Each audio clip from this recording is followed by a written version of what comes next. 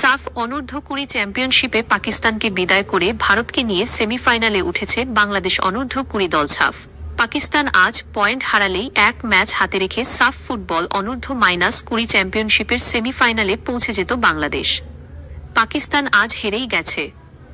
মালদ্বীপের মালেতে পাকিস্তানকে 3-0 গোলে উড়িয়ে দিয়েছে ভারতের যুবারা।